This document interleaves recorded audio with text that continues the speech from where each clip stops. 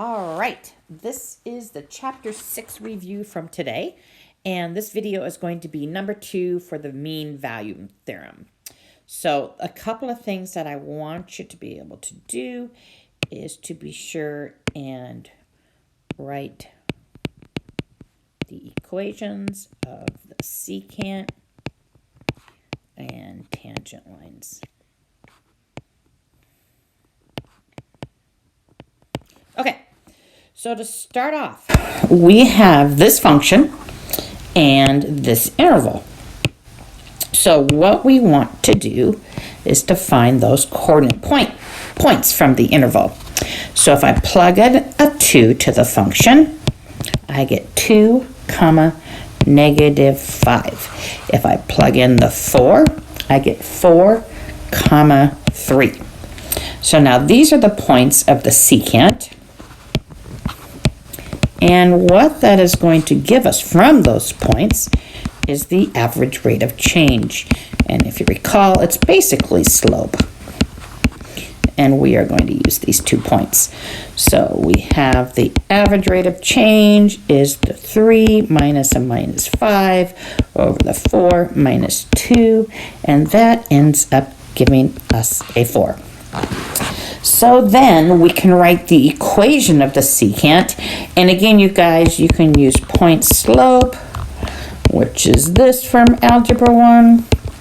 Or a lot of you, as well as myself, you can just plug into the y equals mx plus b.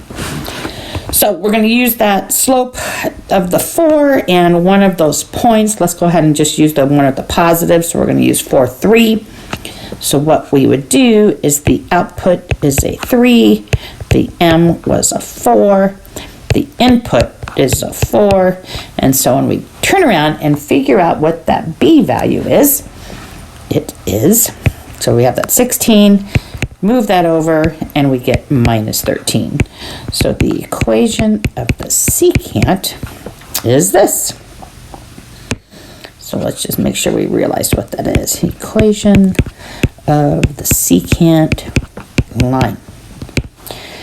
Now we want to find some point where the instantaneous rate of change is the same as the average rate of change, and that's basically the mean value theorem. So we want to find where the instantaneous rate of change is equal to the average rate of change at some value c. So how do we do that? If you recall, any time it's talking about instantaneous rate of change, we need the derivative. So the derivative of this original function, let me just go ahead and write that original one down again. 2x squared minus 8x plus 3. So if we take the derivative of that using the power rule, we get 4x minus 8. So what we're doing now is we are setting that derivative equal to that average rate of change, and we are figuring out what point does that happen. So we have the derivative of 4x minus 8 and equaling to that average rate of change, which was that 4. And when we solve for x, we get 3, right? Add the 8 over, divide by 4, we get a 3. So we then need to figure out, this is part of the tangent point. So we need to figure out where that is. So we plug that back into our original function, and we would get 3, negative 3. So now we can use this point and our slope, or our average rate of change of 4, and we can write the equation of the tangent line. So if we're using y equals mx plus b, our y, our m, our x, and we turn around and get negative 15. So the secant line is going to be y equals 4x minus 15. So basically, you guys, let's just point out a couple of things real quick. This 3 and the negative 3 coordinate point, that is the point, whoops, let's do the pen better than that.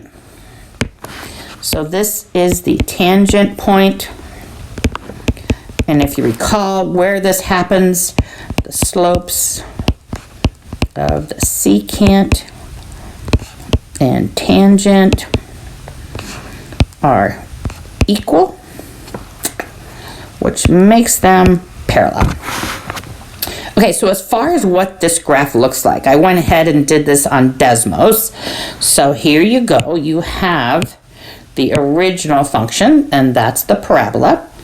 Then we have the equation of the secant, which is right here, which is the blue line. If you notice, it kind of goes through there. It's a secant. And if you recall, the points we had were the 2, -5, and the 4, 3.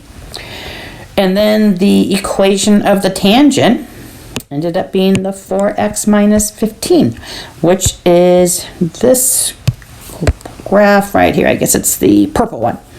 So this right here is the tangent line there. And if you notice, they're parallel.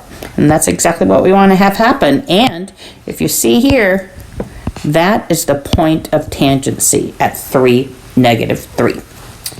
So that's example number 2 with the mean value theorem. See you next time.